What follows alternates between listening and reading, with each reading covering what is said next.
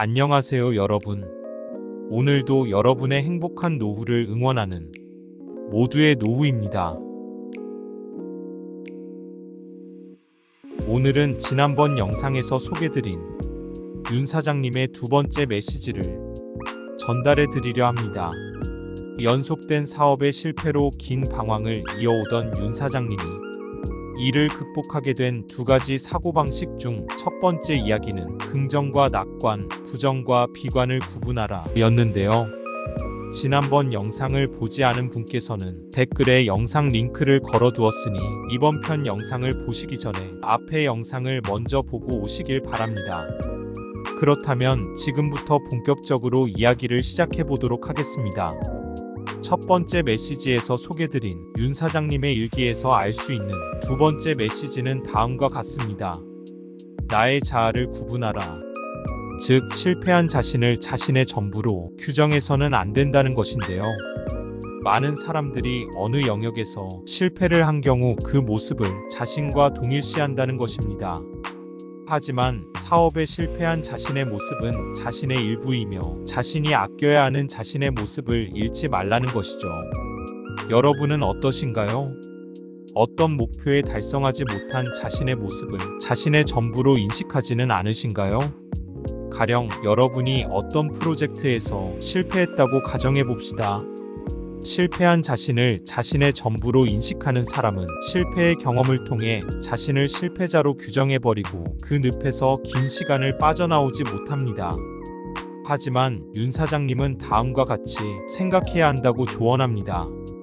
바로 프로젝트에서 실패한 자신의 일부가 싫은 것이지 자신의 전부를 싫어한다고 착각하면 안 된다는 것이죠.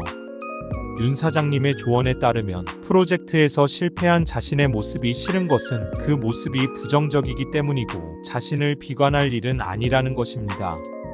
비관을 부정으로 바꾸게 되면 부정적인 것은 개선하면 되는 일이 되므로 자신이 실패한 이유를 분석하고 그것을 보완하기 위한 방안을 찾아 나서게 됩니다. 바로 실패로부터 배우는 태도를 얻게 되는 것이죠.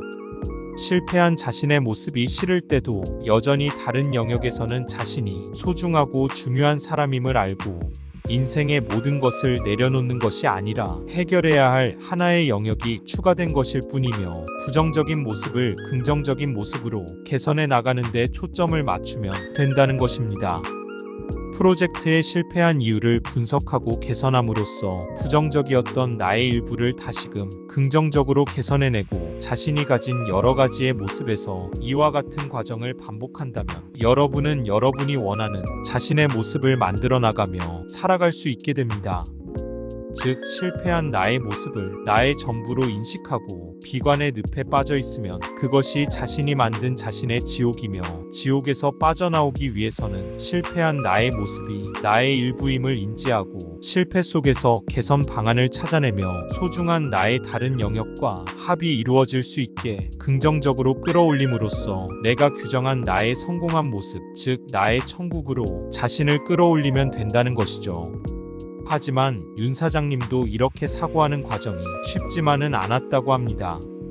깨달음은 얻었지만 너무 오랜 시간 비관적 사고의 늪에 빠져 있었기에 머리로는 알지만 몸으로는 행하기 어려운 시간들을 보냈고, 그럼에도 불구하고 이 두 가지 메시지들을 자꾸 머릿속에 떠올리며 자신이 비관에 빠져 있는 것은 아닌지 혹은 자신이 낙관에 빠져 있는 것은 아닌지 지속적으로 생각했다고 합니다. 지금부터 윤 사장님이 노파의 말을 통해 이 깨달음을 얻고 다시금 일어서서 새로운 사업을 성공으로 일으킨 이야기를 전해드리겠습니다. 먼저 윤 사장님은 자신이 규정한 성공한 모습이 머릿속에서 지워지지 않도록 시각화하였다고 합니다.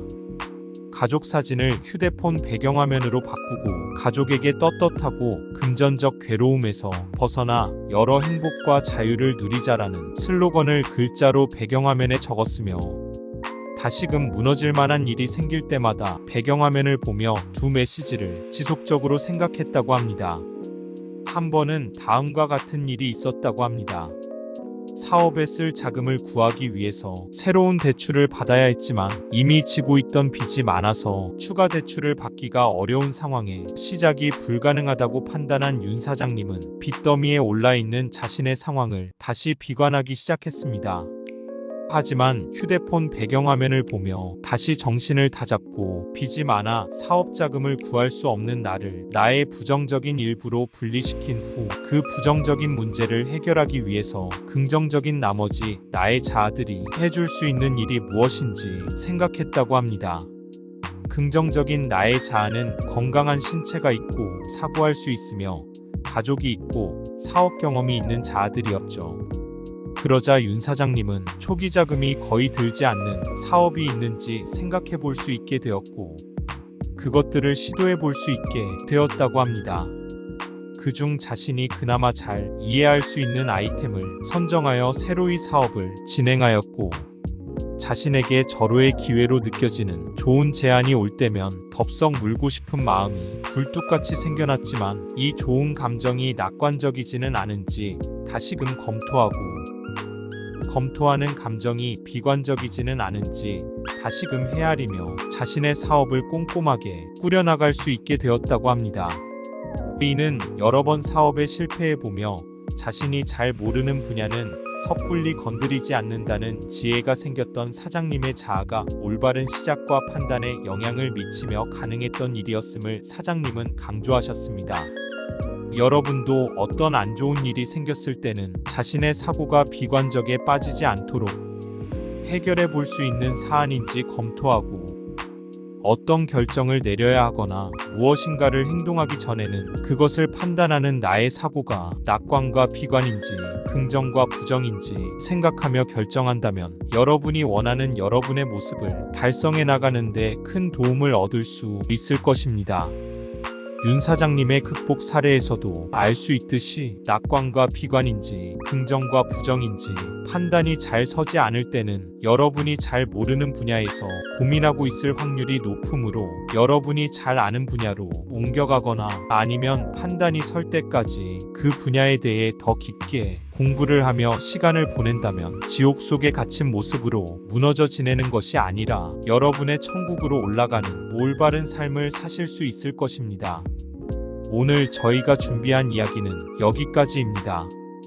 이야기가 도움이 되셨다면 구독과 알림 설정을 누르시고 노후에 도움이 되는 여러 이야기를 받아보세요. 영상 끝까지 시청해주셔서 감사드리며 이상 모두의 노후였습니다.